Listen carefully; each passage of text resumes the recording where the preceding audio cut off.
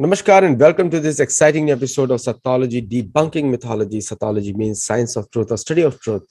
Opposite of that is mythology, which is science of fake lie imagination or study of fake lie imagination.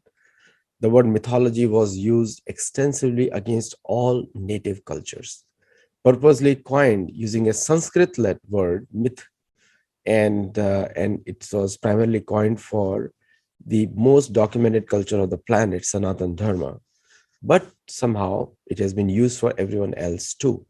So without delay, I have a very, very special guest, and today we are talking about the media in 2022. So without delay, let us welcome my very good friend and a very famous analyst, probably, Abhijit Iyer Mitra. Abhijit, what do you think today is news reporting has become a news show? So what do you have to say, general comments, because I know it's your pet topic. So what has happened to the media journalism today?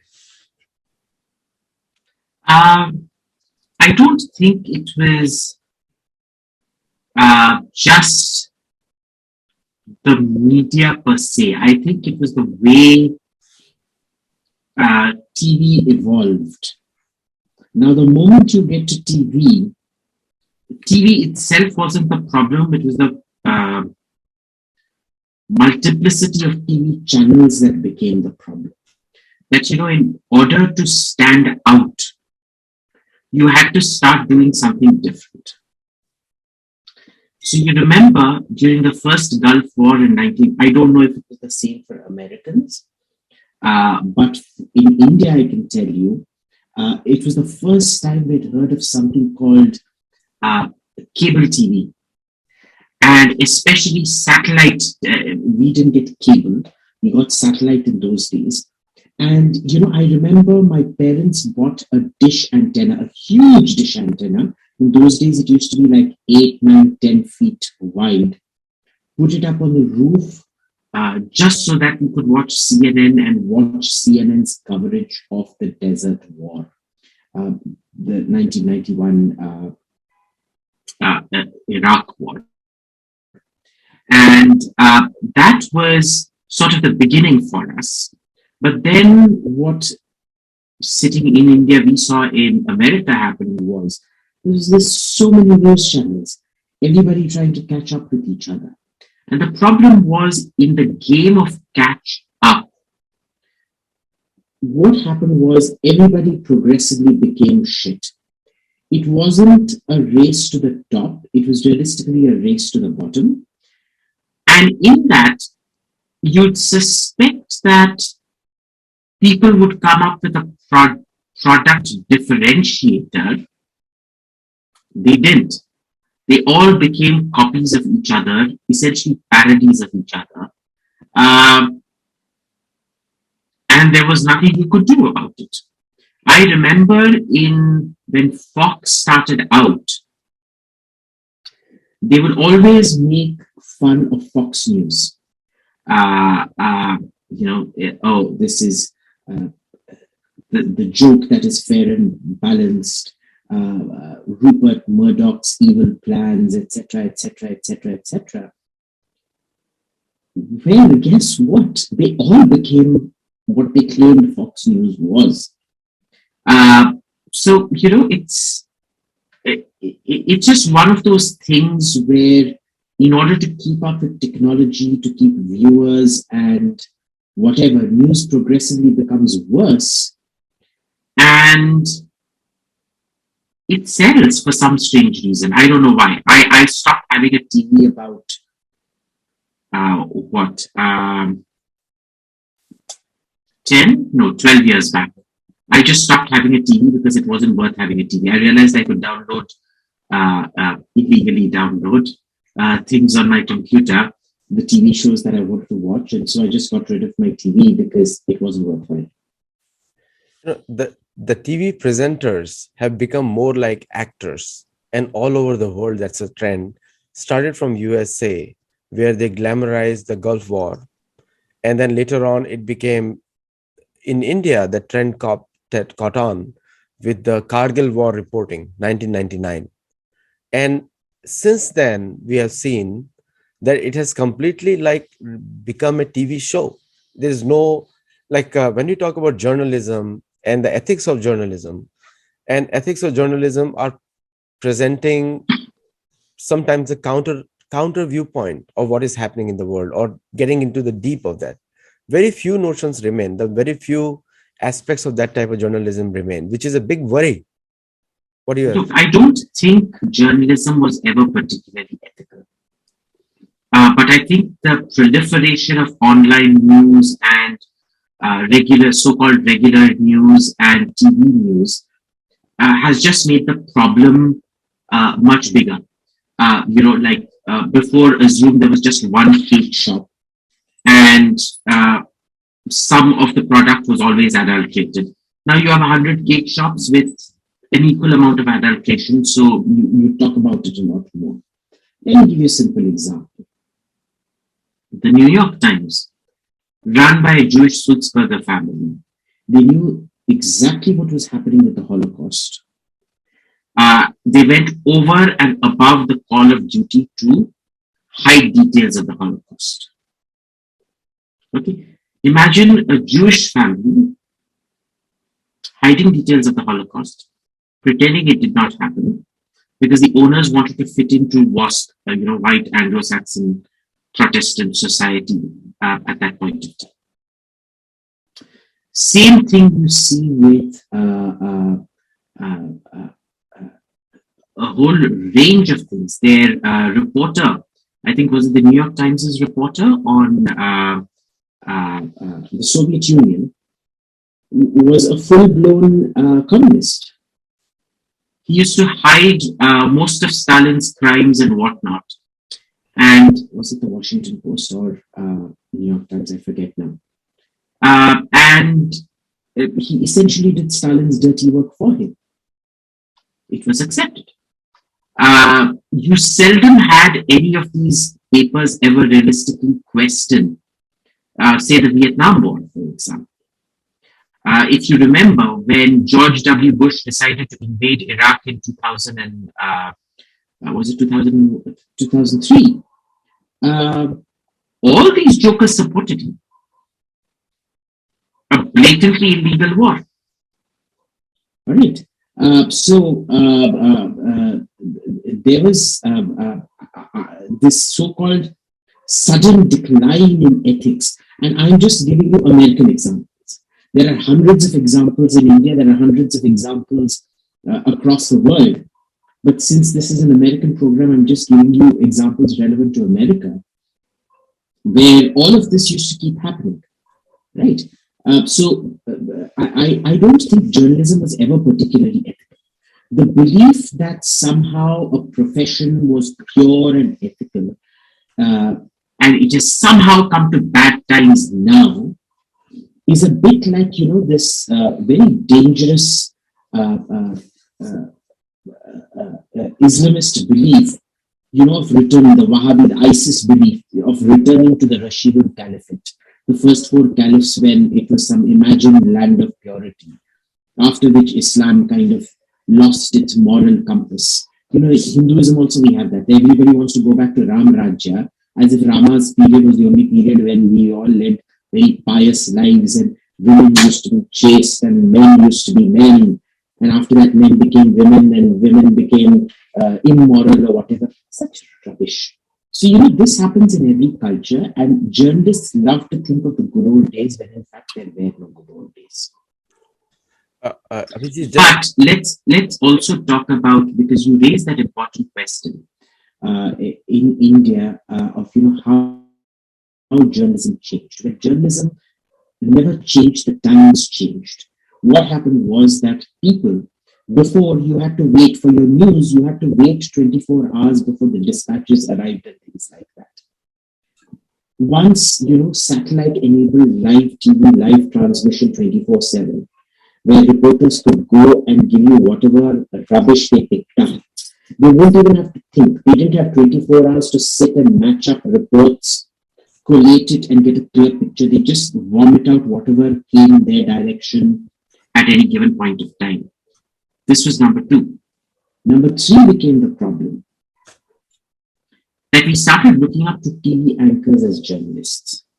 TV anchors are not journalists. Okay, TV anchors are chosen because they have a great masculine voice or a nice sharp nose, great hair, pretty face, whatever. Okay, they are not chosen for any great journalistic skills. But today, to be on TV, you need to fit into all these categories. It isn't based on how good you are at your job, it's based on how good you look on your job.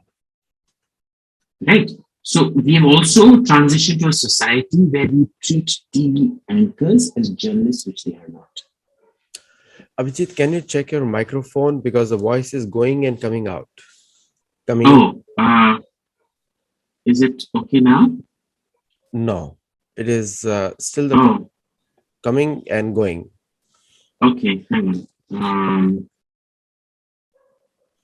Maybe you just remove the. Is this better? Is this better? Still not getting it. Like going in, coming out.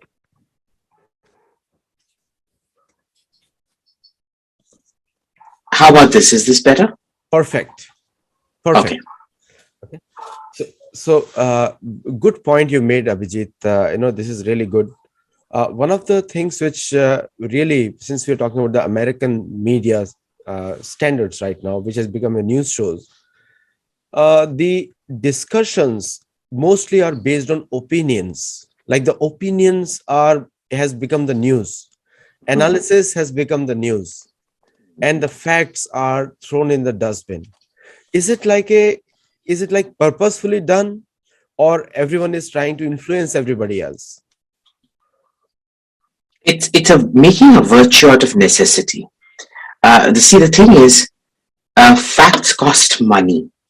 Opinions are cheap. You pay a guy $500 per hour for appearing on your TV show. That's $500, and you got an hour's worth of content. To actually investigate what that gentleman says or lady says would take you thousands, if not tens of thousands of dollars. Which is why real journalism costs a heck of a lot of money. The problem is not many people even read real journalism.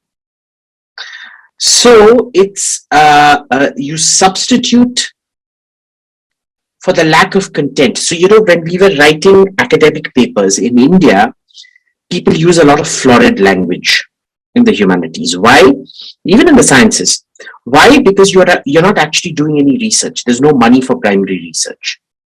So they fluff it up using extremely florid language, almost Shakespearean.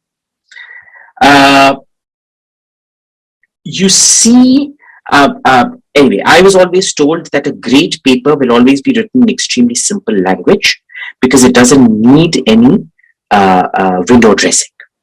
The problem today has become that for very little actual fact, you need a lot of adjectives, hyperbole, dramatization, overemphasis to make it somehow appear more worthwhile than it actually is. Right? So, for example, very simple. For me, CNN used to, when Trump was around, now I don't visit CNN, but when Trump was around, I used to go to CNN every day, the website. Because anything and everything Trump said was blown up to be some earth-shattering Hitler's Nuremberg speech. And it was great fun because it's like watching a guy sitting on a water closet with the biggest constipation ever, trying to take a dump and get his load out, and all the facial contortions that were happening, almost like kabuki, like Japanese kabuki theater. So it was fun just watching them do that. But you're required to do that. It's a substitute for plain simple fact. And you look at CNN or MSNBC, their answer to why do you behave like that was, well, Trump did it, so we had to do it. Okay, like I said, proving my point, it's always been a race to the bottom. The Abhijit, you making such sense right now. The personality cult, charisma, has taken over the knowledge and the facts culture. The people are going after charisma, and that's why you said beautiful faces are put on the channel, and they are just reading the script given by somebody else.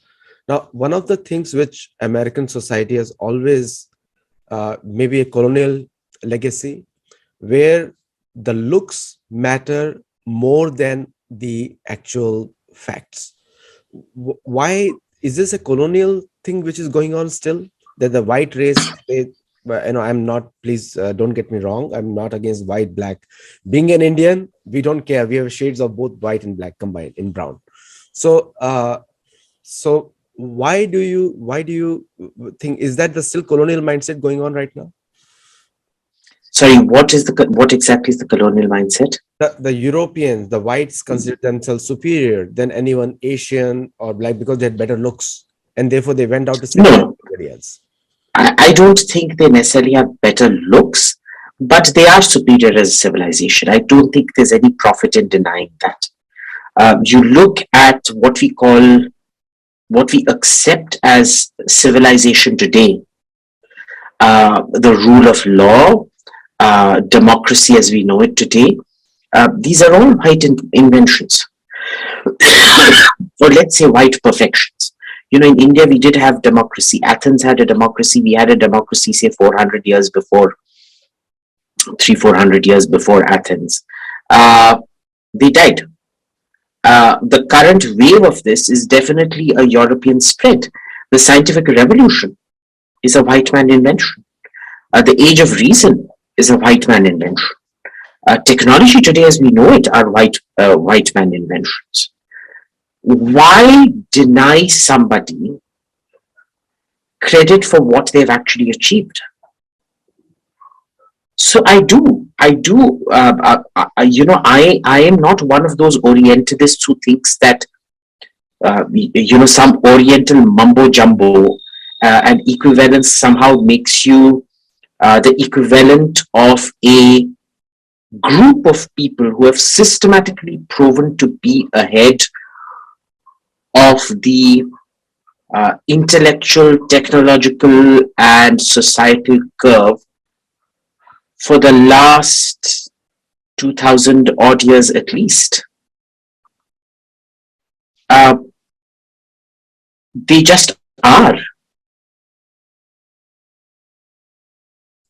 you know it was you are historically, in the modern history, we can say you're right, because it was America which made China.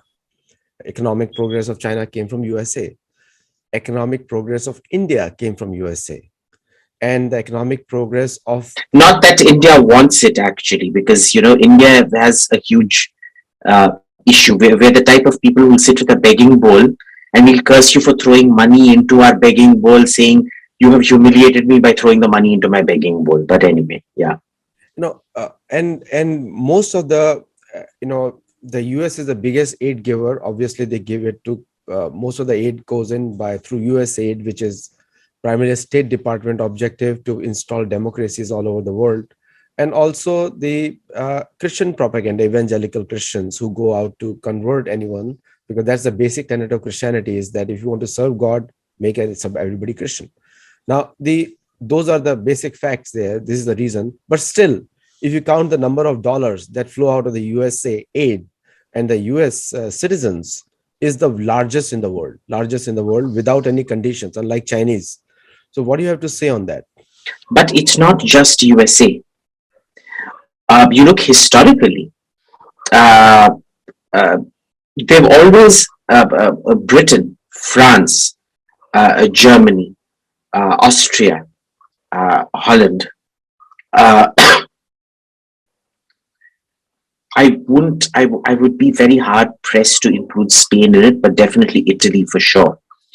Uh, there is something to be said for the way they were ahead of the curve. And a lot of people tend to begrudge Christianity its right to convert or whatever. I don't. Christianity did what it had to do. uh, we can live under these notions of uh, uh, love, peace, and brotherhood. But then I have only two quotes for you. One is what Lenin said. You may not be interested in war, but war is interested in you. And the second is from Thucydides, the Median Dialogues. The powerful will do what they will. The weak must suffer what they must. It's always been a uh, what in Sanskrit we call the Matsyanaya, what Chanakya calls the Matsyanaya. Big fish eat small fish. They became the big fish. They ate the small fish. That is. I mean, does anyone launch a moral crusade against sharks or against the sperm whale for eating all the fish in the sea? To accuse Christianity of somehow being this maniacal, genocidal faith is like accusing killer whales, sperm whales, and large sharks of being murderers of the ocean. That is the law of the animal world, because it is also mentioned, like you correctly mentioned, dharma is the powerful. So here's the thing. See, Christianity labors under this delusion that humans are somehow superior to animals, and they put themselves on a higher moral plane than animals. But remember, in Hinduism, we are not, a human is not treated as somehow inherently superior to an animal. Right? We form, and yet we tend to make moral judgments of the church as somehow requiring a higher ethical judgment, when in fact we hold that man is just a hairless ape. So, one of the counterpoints is, well, I firmly, Darwin's father may have been a monkey, but all of us know our fathers. We know very well. So one of the key points which comes in the counter viewpoint now. Counter viewpoint is Barbados recently asked reparation from UK. Most of the African countries, there's a big African movement to ask colonizers for share of the wealth, because we all know Ghana was sold for 7 slaves and 12,000 ducats. That was the price which was paid to the Dutch. That's how they bought the entire country, Ghana, Ivory Coast, Gold Coast, rich areas. Now, the movement is that a lot of injustices have been done, which is a recorded fact. And the Europe, which was a very poor country before World War One, in 1300s, 1400s, Europe was practically a very poor nation, poor land. And the counter viewpoint is that the Europe and the US, particularly again, don't want to sound racist against anyone, but the whites were the poor country, and they became rich because of colonization and papal bulls. Papal bull 1492 authorized the countries of Spain and Portugal to colonize everybody else for the church. Now, that's how it all spread. And still date, Native Americans are fighting. Most of Native Americans are fighting. Most of the Romanis, yesterday I met a Romani guy, and I told him his history, and their flag is like us, Indian flag, like with a chakra in the middle. They don't know what is a chakra mean. So this is also a recorded fact, and which these are never spoken about in the media. Right. I think if we go back in history, we'll find that this whole story of white lands being poor is in fact quite false. You actually look at the historical GDP data of the Roman Empire and Byzantine Empire and things like that, you'll find that they were considerably richer than their Eastern counterparts per capita. You also find the standard of living, if you lived in Byzantium or in Rome, would have been higher than the equivalent Han dynasty or Gupta dynasty in India at that point of time. Actual fact. You look at the quality and provision of services by the state, far, far higher in those places than it was in the East. And by the way, we're talking about the East, when the East was supposedly at its pinnacle, the Hans in China, the Guptas in India, and even the Mauryas. well, I mean, the Mauryas were slightly earlier, but even during the Guptas, you didn't have that kind of a provision of goods and services. The closest you come to the provision of goods and services in India is actually 4,000 years back in Harappa and Mohenjo-daro, the Harappa Valley, the Indus Valley civilization. Also, in the 1300s and 1400s, if you look at it, the per capita income in places like Italy was exponentially higher than India, by a factor of 3-4 times higher than India. Britain, France were higher than India. So the standard of living, even in the 13 and 1400s, was actually significantly higher, right? This is very much a trope to suggest that they were poorer at any point of time in recordable history.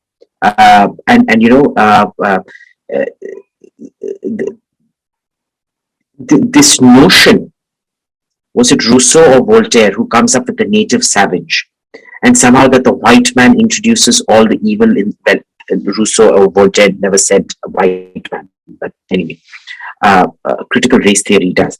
But they believed in this native savage, where, a savage, the illiterate savage, pre-literacy, the Mesolithic era, I guess, or Paleolithic era, led a pure life, untainted life. There was no evil in those days.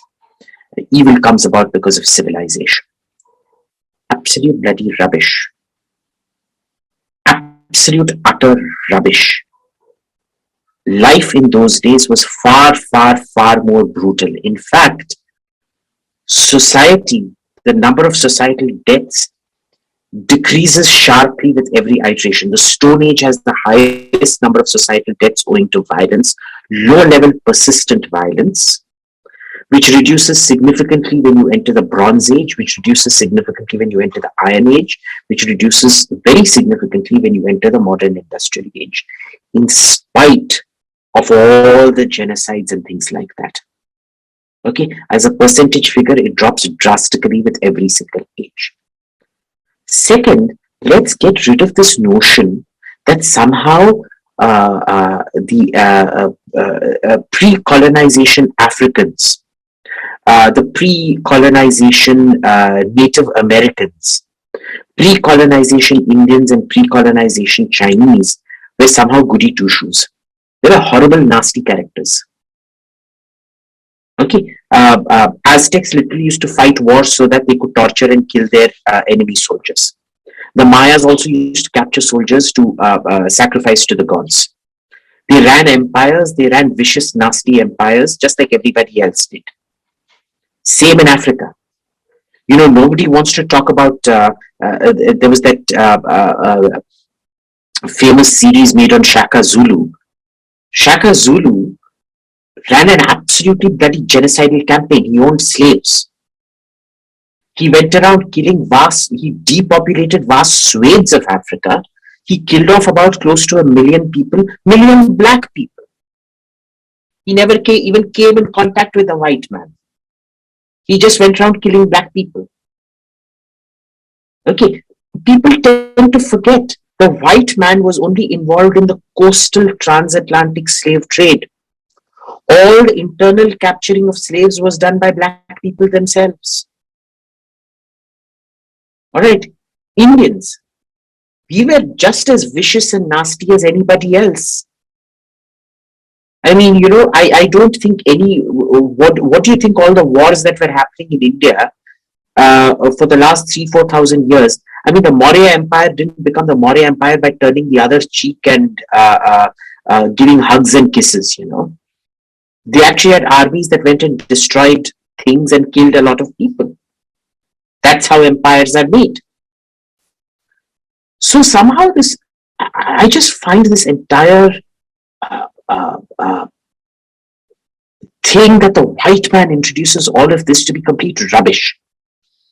If anything, I personally feel that colonization white colonization. We've been colonized many times before. India wasn't, the British weren't the first people to colonize us. Huh? The Turks colonized before that. We were internally colonized even before that.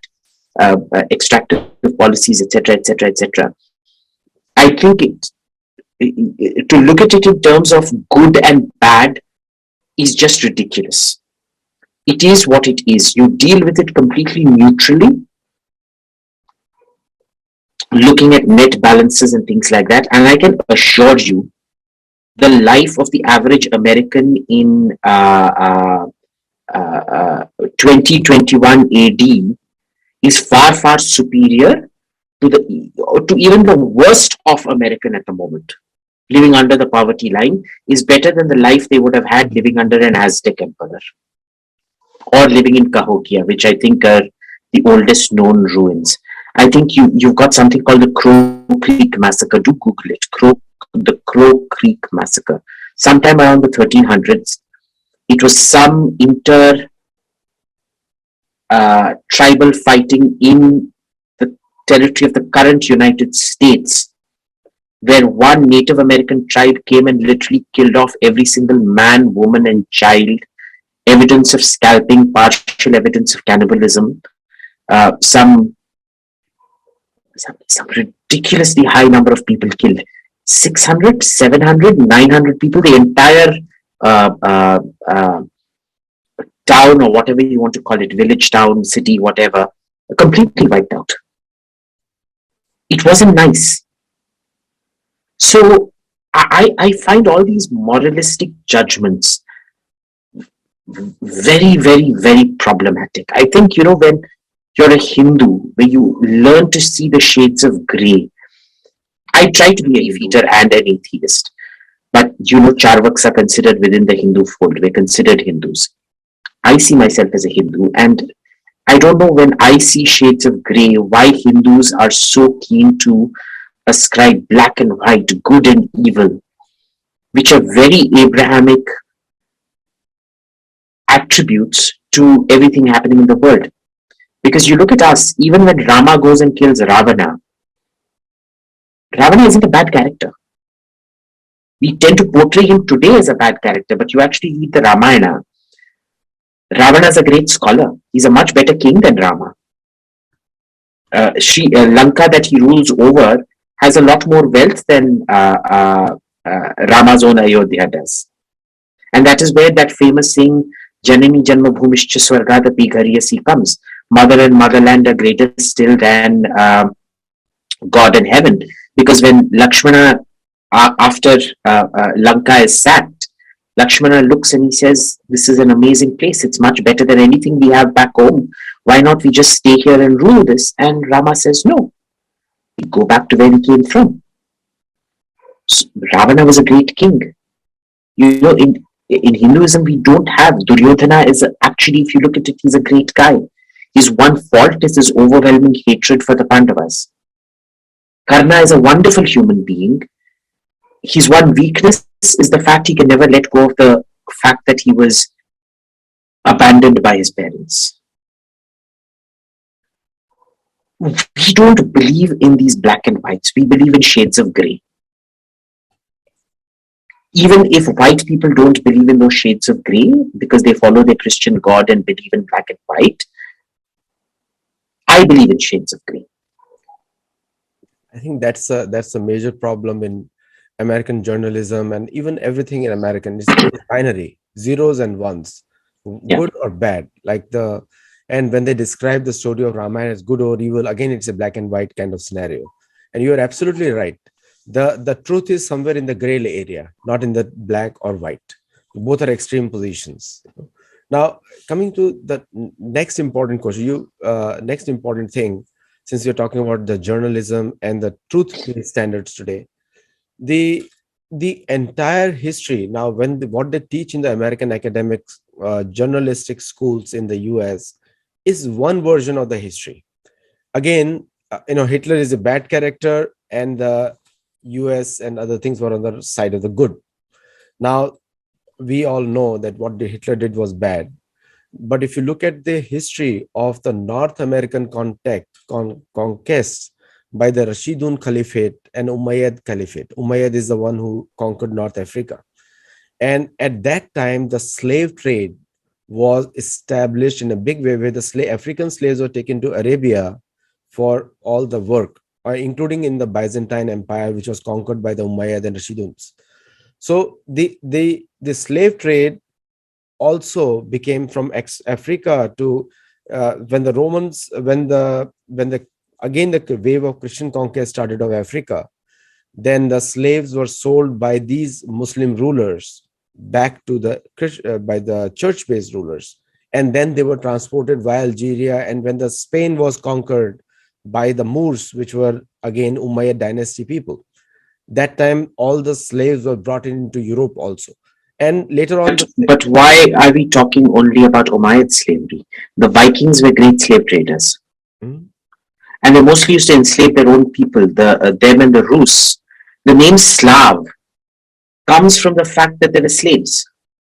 The Vikings thought of them as great slave stock. They used to go into Russia, capture loads of what we call the Slavic race today, and sell them off in markets in Constantinople and Rome and southern Europe, Venice and places like that. Uh, uh, uh, uh, Today, the word we use, enthrall, he's enthralled by that performance. Thrall is the Viking word for slave. They existed. Vikings were great slave traders. The Vikings both provided Russian slaves to the rest of the world, but they also provided Russia with its first coherent state. Remember, the first uh,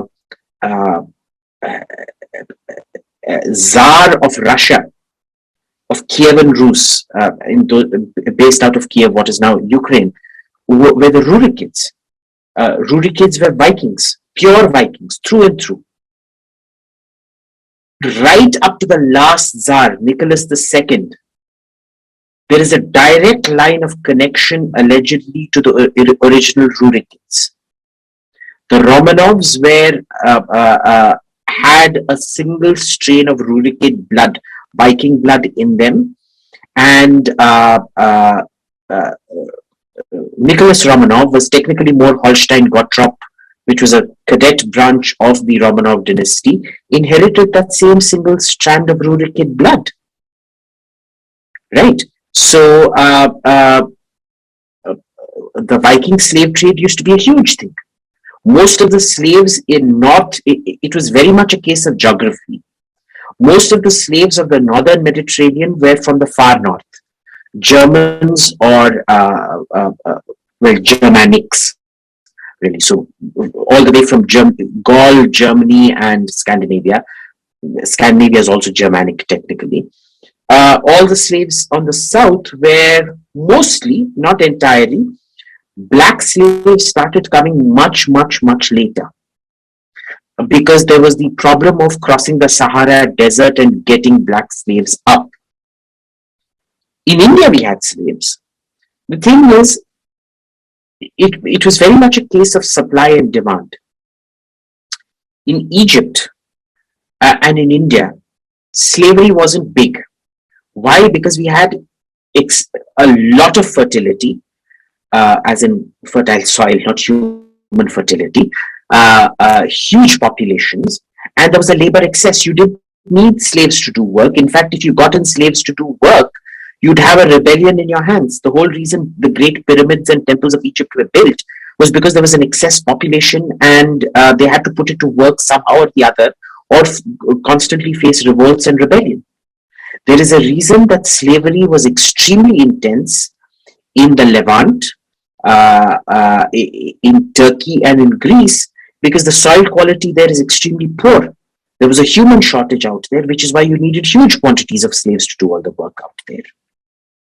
In Italy, it was a mix of here and there, because Italy has extremely fertile land and it also has extremely arid, strange land. So slave dynamics were different in different parts of the world. Now, coming back to the US, there is a group called, now again, the journalism standards in US are questionable. There is a Justice for All group, which is a major influencer in the media today. and there is a huge white guilt being played on by them, where they are focused. It's a group by the Islamic groups of USA. Again, they have a major say in the media, and so the media is always whitewashing or news. Now the truth is not there, because the when we talk about justice for all, they are not looking at the gray, they are looking at the black or white binary, that Mm.